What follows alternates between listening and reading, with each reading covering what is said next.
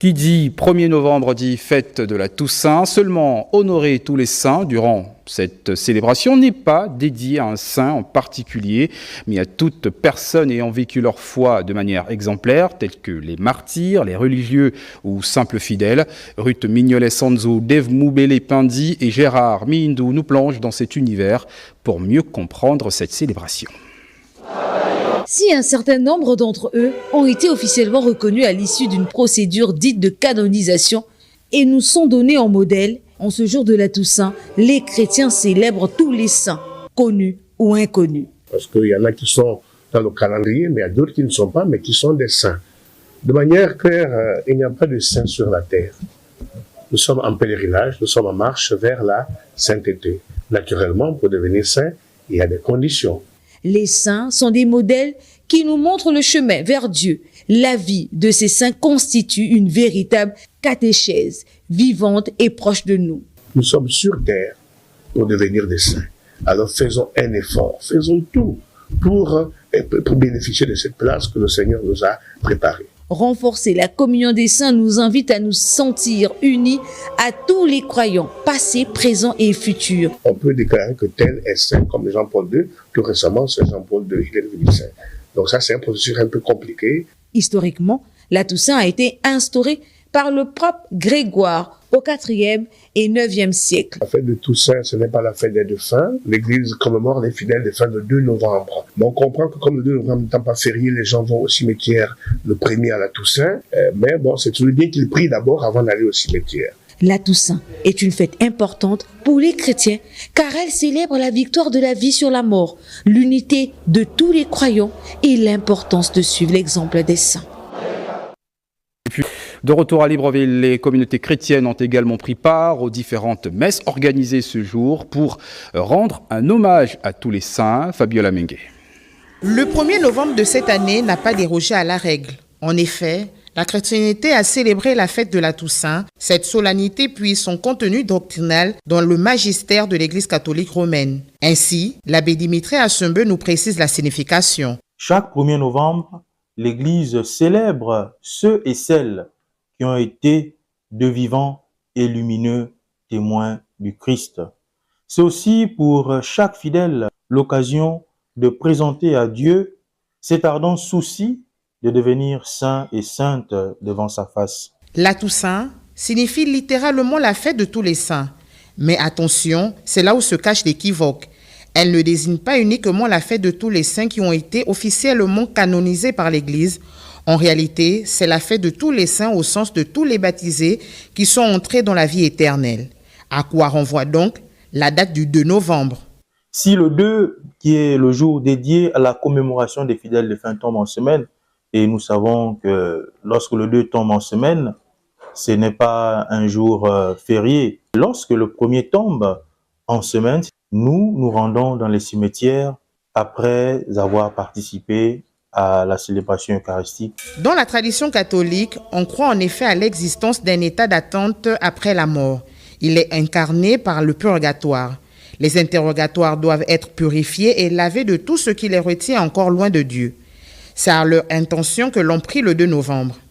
D'un point de vue doctrinal, la fête de la Toussaint qui célèbre la communion des saints le 1er novembre n'est pas à confondre avec la commémoration des défunts célébrée le 2 novembre.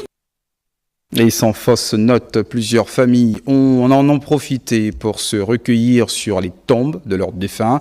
Notre duo Alpha, Ndombi Moussavu et Bondingue Ossione, quelques sépultures de la capitale aux côtés d'Adelinken Abaga. On regarde.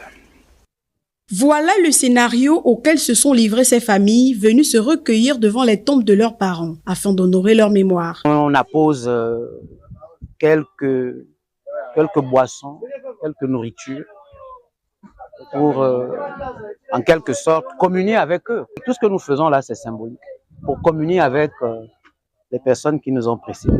J'ai apporté de la boisson, le jus, les choses qu'elle aimait quand elle était vivante. En fait, les présents qu'on a amenés pour les défunts ne doivent pas retourner à la maison. Tout doit terminer ici. On retourne à la maison les mains vides. Parce que c'est un rituel, ça a toujours été comme ça. Un moment de recueillement douloureux, nécessaire pour les familles qui ont profité de ce jour pour formuler des prières à l'endroit de leurs disparus. On est venu commémorer rendre visite à nos parents. Et sur le lieu, nous sommes à la tombe de mon papa. Il nous a laissé aujourd'hui, ça va faire 6 ans. Toujours avec une grosse douleur.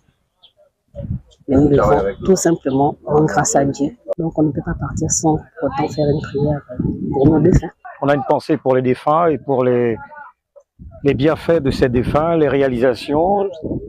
C'est l'occasion de nous remémorer des instants que nous avons passés, des moments vécus, et tout cela dans la prière et dans le souvenir. Notons que le 1er novembre est la fête chrétienne qui honore tous les saints, tandis que la fête des disparus se concentre sur la mémoire des défunts, qui est célébrée pour sa part le 2 novembre de chaque année à travers le monde.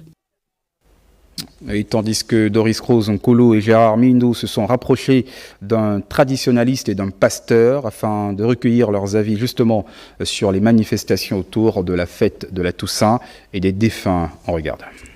La célébration de la fête des morts a toujours suscité une divergence de points de vue entre traditionnalistes et pasteurs chrétiens, s'agissant de l'esprit de ceux-là qui ont rejoint l'au-delà. Les premiers cités affirment que l'esprit de ceux qui sont morts les entoure, tandis que les autres estiment qu'il s'en est allé définitivement. Pour nous, aller donner la nourriture aux morts, c'est essentiel. Pourquoi c'est essentiel? C'est essentiel parce que ça permet de maintenir le lien. Ce lien que d'autres pourraient appeler l'amour, en vérité, c'est une énergie. Et c'est cette énergie-là qui fait la communion entre ceux qui sont de l'autre côté du voile et nous.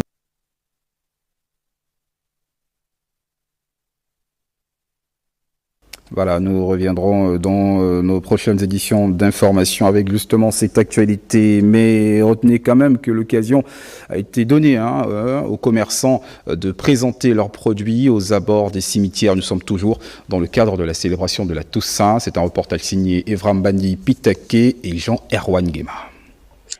On travaille au bon rythme.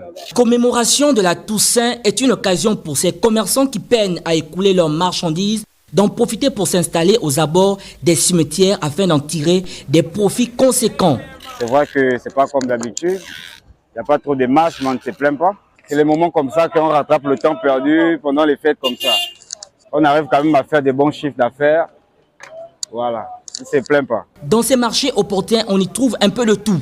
De boissons rafraîchissantes, des fruits, de la nourriture locale et autres produits décoratifs afin de faciliter aux uns et aux autres l'acquisition d'une gerbe de fleurs naturelles pour orner les tombes des défunts.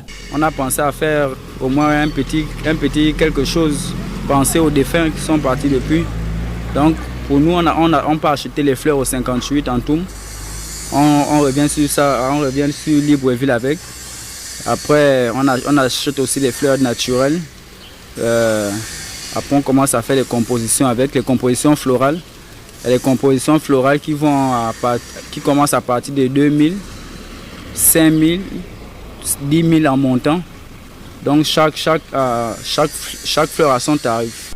Comme les années précédentes, ces commerçants ont mis en lumière leur savoir-faire.